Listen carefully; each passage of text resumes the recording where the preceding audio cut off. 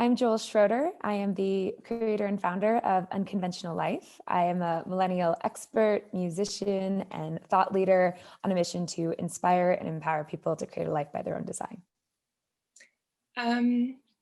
Jules, why do you think self-development has become so popular in the last few years? I think in a large reason, self-development became this be more, have more, do more kind of thing. And I think many of us weren't used to looking at ourselves in that way. And it's almost like we took the Band-Aid off and then there was just this infinite looking to the point that, here in America, it almost like became the new American dream. If I heal myself and I work on myself and I do all of these things, then I can have the life that I really, really, really want. And I think that that's true in other places as well, is this desire to really create a life intentionally, and self-development being the access point to it, though I don't think it always promises, delivers on what it promises. Mm-hmm. A lot of millennials are interested in self-help, self-development. Why do you think that is? I think millennials more than ever, at least for myself, growing up in this generation where it was, go to school, get good grades, get into a good university, get a good job, get a better job, buy a house, and then eventually die. Like that was the template that I think many of us inherited. And we looked at that and we're like, well, is that actually the path to happiness and the path to joy? Or is that just the model that we feel like we should do? And I think in the nature of that, we then started to deconstruct what we've inherited, or you have to then be one of 12 different career paths, doctor, lawyer, et cetera, to now you can actually create and do whatever you want. And I think inside of that, entrepreneurship is also symbiotic to your own personal journey. I think a lot of my own journey has been directly proportionate to my own internal journey. And the more work I do inside, the more work I can then actualize, outside. And so I think that they both go hand in hand. Mm-hmm. It seems like self-help is presented in a very, very positive way, but we rarely hear about the downsides of it. Could you explain, are there any pitfalls to self-help if approached wrongly? Yeah, recently this year, I've had a big internal reflection year and been doing a lot of healing, going through some autoimmune stuff, some other things. And, for a long time, if we hadn't had this great pause that we've been in right now, I wouldn't have had that privilege. And it's this constant, pushing and hustle and next peak. And I find that, it's accepted that entrepreneurs are just going to have high highs and low lows. And in a lot of ways, that also I think doesn't work with mental health. Because I think, when you think about it, being in that constant roller coaster ride of uncertainty and unpredictability, yes, you're gaining at the top, but you're also not focusing on what's happening at the bottom. And in my opinion, the degree of success you can hold is the equal and opposite degree of failure that you can hold. And so as you expand into more success, you also will naturally expand into more darkness. Yet I don't believe that the tools or the, acceptance of that darkness is in this conversation. It almost just seems like you've done something wrong. You should meditate more, get back to your morning routine, overcome, rather than recognizing it's part of that cycle. And I think we're going to start to see a lot more of this conversation, appearing. And it's also why I've started this thing called In the Dark, which is actually pulling back the curtain on top performers' mental health. And, I've seen so many people, including myself, walk off big stages or have huge performances and literally be in the top of the spotlight to literally come back in that next moment and be like, I don't want to exist anymore. Like, I don't want to be alive anymore. And that contrast is so inherent and accepted, yet we only see one part. And so I do think that self-help and self-development is great. However, we have to recognize that both of those pieces coexist. Mm-hmm. Do you think toxic positivity comes into it as well? Because you're always like, if we look into the law of attraction, we're taught to always be positive. Yeah, I think absolutely, and I think that there's this almost like glorification or assumption that something's wrong if you're not being positive, if you haven't found the lesson or the silver lining or the gold in something, rather than just kind of accepting that sometimes you're going to have a crappy day. And sometimes being an entrepreneur or pursuing a path on your own terms is going to suck.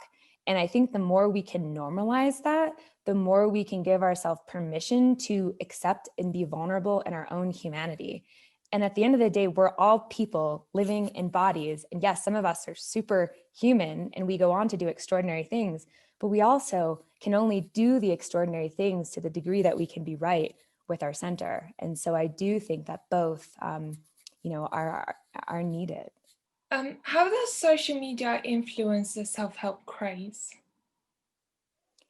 Social media, I think, is not a accurate representation of life. And so I think that many people, and I've been victim to this too at times in my life, you see it on social media and it doesn't matter how good your life is, there's always this feeling that there's gotta be more. And it wasn't until I think last year that I finally hit this point that I was like, I'm good. Like if I actually died today, like I would feel complete. And not that there isn't like more to do, but there was this profound sense of the orientation from external, which social media is like, you see the cars, you see the lifestyle, you see, the relationships you want, all these things, to the internal. And I do believe that when you internally feel good about who you are and what you want, it creates a frequency that then does allow all the things that you want to actually show up, coming back to the law of attraction. But I do believe that sometimes you need to take a hiatus from social media, because I think social media is this perpetual artificial stimulant. It's an artificial engine propelling you forward, and it's actually not by your own mapping. So you must first listen to you first before you listen to this machine first. Mhm. So then, going on from this, how can people have a healthier relationship to social media while still improving themselves? I think it comes down to just being aware of how you feel and experience yourself in real time on social media. And so that might be something, just as you notice, if you've been caught in a scroll feed, moving through Instagram or TikTok or Facebook or whatever it might be, just noticing like, how's your body doing? And sometimes I'll catch myself like clenching, and then like I won't even like notice what's happening, and I'll look down and I'm like looking all contorted and I'm like, oh, calm down, just chill out here. And so I think just that micro shift of perspective of how do I feel while I'm doing this? And notice after a few days of doing it, if you start to feel more cranky or just more judgmental, or your negative self-talk goes up, that might be a good indicator to take a break or to have a different relationship with it, or to actually decide what function does social media serve for you. And for me, I'm pretty private. I'm a very much an introverted extrovert. I don't love broadcasting my life out onto social media.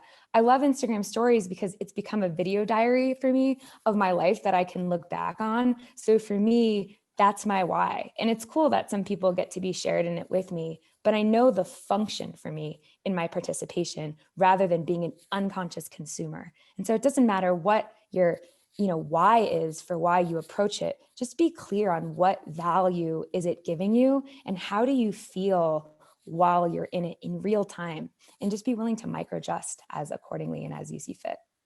Mhm. I'm an introvert as well. I hate social media because uh, because I'm studying journalism, I'm forced to be social on social media. And I hate it so much, whenever I do group projects with some of my colleagues. I think the first one that I did in my first year, they said, oh, we need to make a group chat on Facebook so that we can talk between us. And I was like, I don't have Facebook and I do not want to be on Facebook. So I said, how about we just go on WhatsApp? No, let's just use Facebook. So I was forced into it. And now I do catch myself spending a lot of time on it. It was just, for me, it was just Instagram and sometimes rarely Snapchat. But having Facebook Yeah. as well and Twitter, now I've had to make a Twitter account and a LinkedIn one. It's like, no, I really don't want to be this social. Totally. I am so the same way. How did self-help experts do things differently in the past? And can you compare it to today? Could you ask that question again? You broke up for the first part. Yeah. How did self-help experts do things differently in the past, and can you compare it to modern 2020? Yeah, I think in the past there wasn't as much of a market and also just an application for it. I remember when I was 18, I did this program called Landmark Forum, which is part of this international organization. And I remember like understanding what that was. It was my first introduction to a self-help, seminar type of thing. And it was so like small, it was so isolated. It didn't control your whole life. It was like you took part of your life and you went there to work on something and then you came back to your life. And I think in 2020, there's no go there to work on something and come back to your life. It's literally like the perpetual, filter for how you see your life and how good you're doing or bad you're doing. It can be dependent on, how evolved you are, or how conscious are you, or how aware are you. And then we look at relationships that way too. Is this partner conscious enough? Is this friendship conscious enough? Like there's this whole, comparison mentality. And so I think, now there's a lot of unqualified self-help experts, in my opinion, that are still in their own process. And there's nothing wrong to be in your own process. But I always ask myself, is the person I'm taking advice from, do they have the life that I want or that I'm inspired by? Like, does what they're talking about actually integrate? Do they have that amazing relationship, or are they just giving relationship advice? Have they created that amazing career, or are they just giving what they're feeling in themselves? And so I think more than ever, we must be discerning about the source of our self-help and where we get that, because today anyone can be an expert, qualified or not. And not that opinion isn't valuable. You just have to ask, is that opinion valuable for me? And do they embody what it is that I'm after? How does self-help look like in this day and age to you? I think for me, it's a conversation that sometimes I wish I could get myself out of because being in this space, and it's disguised self-help, transformation, personal development, like, all of it. And I, if you really knew me, you would know that I'm such a stand for transformation, whether it's in my music or my songwriting or the events that I lead. Though I do think that sometimes you just got to be like, enough. You just got to be like a human. You got to like go eat a cheeseburger. You got to like go have a beer. You got to just, like there's everything in moderation, but you have to just tune in and be like, enough. Because I think it's not natural sometimes to always be in that. And it also, in my opinion, it's not real. And I think, I had this near death experience in 2015, this wakeboarding accident. And I felt like after that experience, I came back with this like 10-volt battery to this 100-volt battery. And I had to learn how to integrate this new energy inside of my physical body. And I share this because I think as we evolve, we go through these awakenings in our mind and what we want and what we believe to be possible, yet our bodies can't support the awakening that we've had. So then it can become very disruptive. And it can become, very agitating, and you're getting into arguments and there's conflict happening and you don't even understand why. And so I think that you have to be able to come back to both of those pieces, your awakening of your mind, but coming back once again to the integrating of your body. And I think when you do that, it allows for so much more. And I think beyond that, sometimes that just means like complete digital detox, stop broadcasting your life, get into nature, get into the woods, and just allow yourself to be a human being. You're not just like a soul projecting into the universe. Like you're literally on a planet in skin with bones for a reason, and just enjoy that sometimes and let it just be that present moment. Do you believe many young people reach to self-help out of comparison, especially with social media around? So, scrolling through Instagram and then seeing like a beautiful girl when she's like all fit, her life is amazing, she's successful. Oh, look at her, like, I want to be that successful, I want to have that body as well. So do you think young people go for an anxiety driven self-improvement process when they come across such people on social media? Absolutely. And I think you mentioned a good point, because I think it's looking at what's the source of the action that I'm taking. do I feel so overwhelmingly joyous consuming this content that I'm now inspired? Or am I feeling like something's terribly wrong with me? And if I don't like go work out a bunch, and if I don't get all these things done, then like I'm never going to be accepted or loved. And both of those can occur. And in my opinion, like, I don't know how you couldn't not have anxiety in the world we're in right now.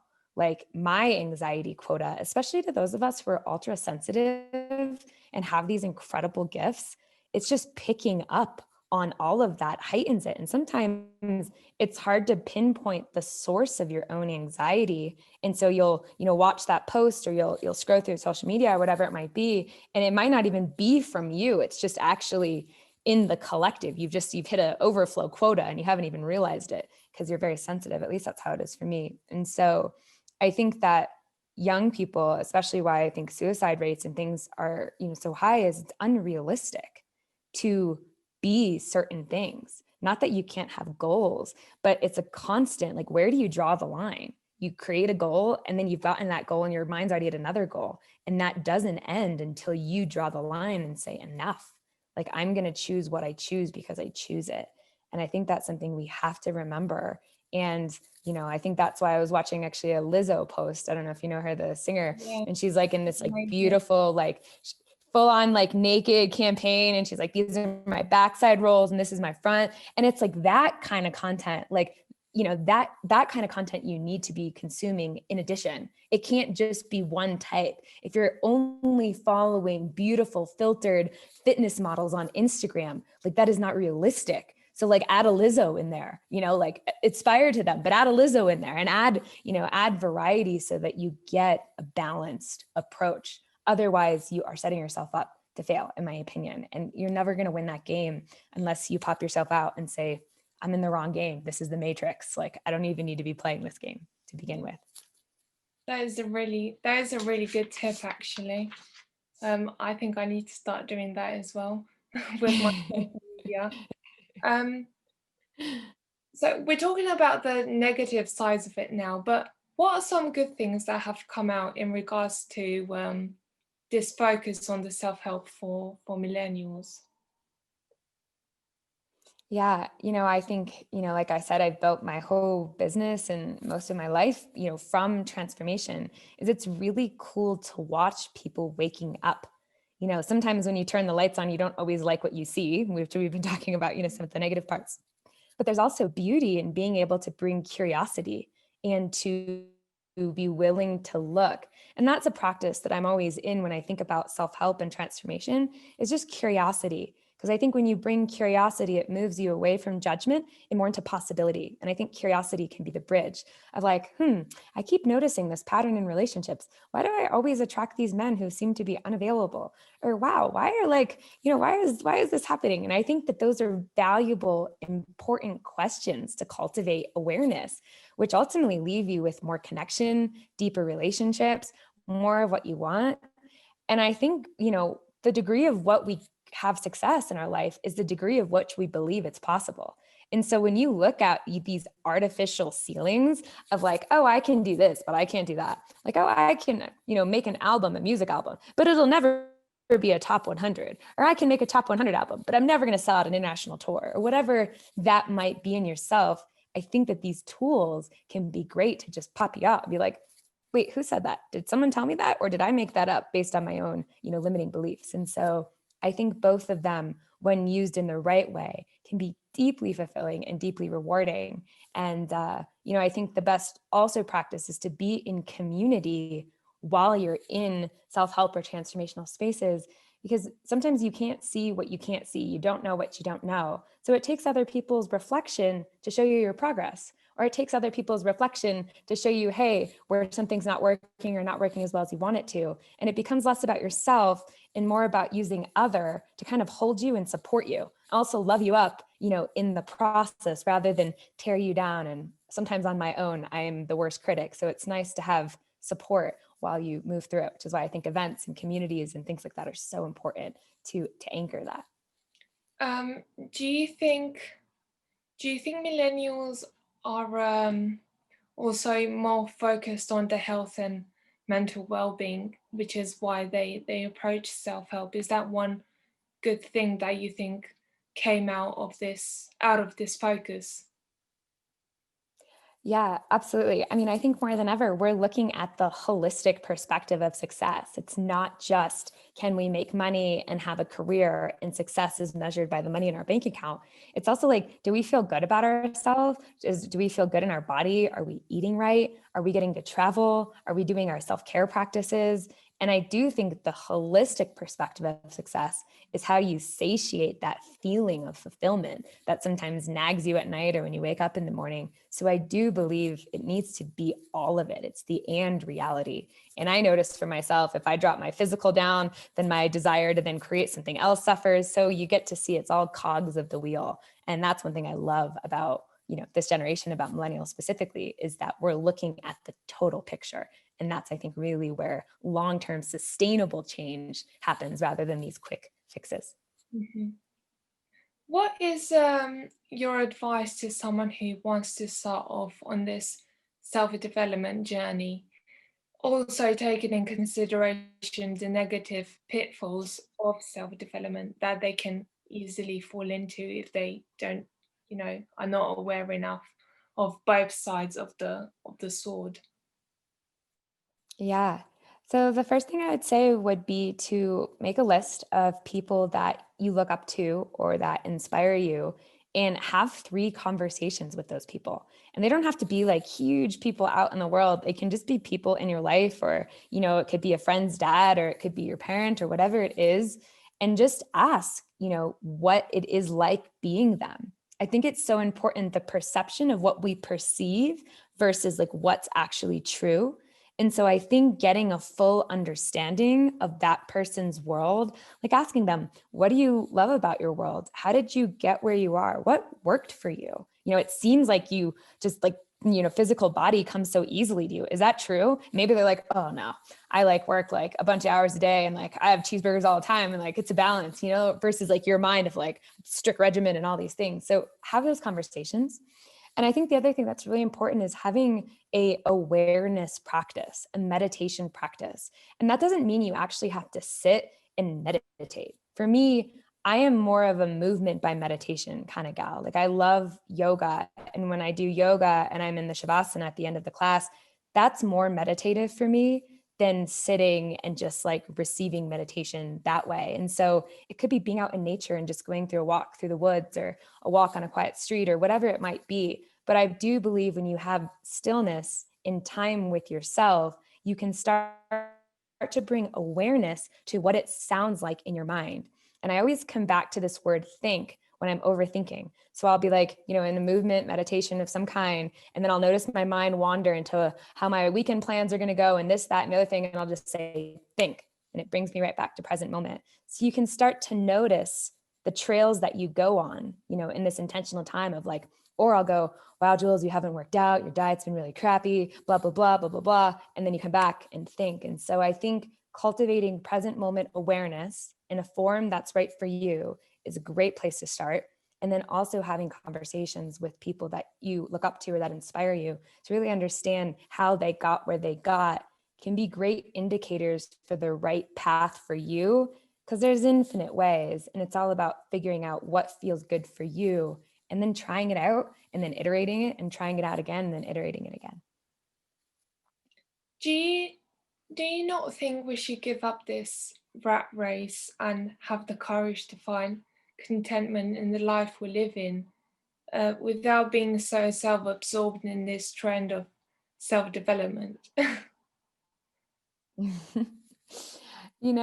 I think that we should never prescribe to the rat race, in my opinion. And I think that, I always come back to, am I taking myself too seriously or what? And sometimes I take myself way too seriously. Like everything is way too significant. Like, if I don't get my practice right perfectly for my song, then I'm not going to do this. Or if I didn't meditate 4 days in a row and I missed a day, then, oh, my whole life's going to go to crap, or whatever it might be. Like sometimes you just got to pop back out and remember what you're putting significance on. And I think it has to be this present process of, where do I feel and receive joy? And is it joyous for me to be watching this webinar or learning this practice, or do I feel good today? Is it joyous for me to keep doing this way? And sometimes, you just have to kind of do it because you just got to get through it. Sometimes you just got to buckle down and you got to show up and you've got your target in mind and you just got to go for it. And that's a process too. And inside of that, you get to notice how you feel in whatever you commit yourself to. And that's always a choice. And I think sometimes it doesn't feel like we have a choice. We put all this expectation or this shouldness on what we should do for ourselves. But we just have to keep remembering we keep choosing constantly that which we want and that which we don't want. We're always in a choice. So if you're always choosing, why not intentionally choose rather than being at the effect of the lack of choice and then more in that rat race and then more at the effect of other? Just put yourself back in the driver's seat. My last question for you is, what would be something you want the viewers to take away from this interview? Any tips or thoughts for our millennial viewers? Yeah. So each one of you has your own unique blueprint. You must remember that. Anything that I've said to you, whatever resonated, keep it. Anything that I didn't, discard it. And it's so important to remember that there's your own set of tools and practices in how you work, how your energy works, how your creation works, how your anxiety works, how your challenge works, that each one of us is so unique. And so owning your uniqueness, owning your blueprint, owning your DNA or your distinct natural assets, in my opinion, that's how you win the game. Because when you master what this piece of the puzzle is in this master puzzle of life, it becomes so much easier for you to insert your pieces in ways that feel good and ways that don't, or create these win-win opportunities, or know when it's time to move away from things that aren't serving you. So own your blueprint, own your DNA, and just keep remembering, never accept anything as the truth. Just look for what is your truth.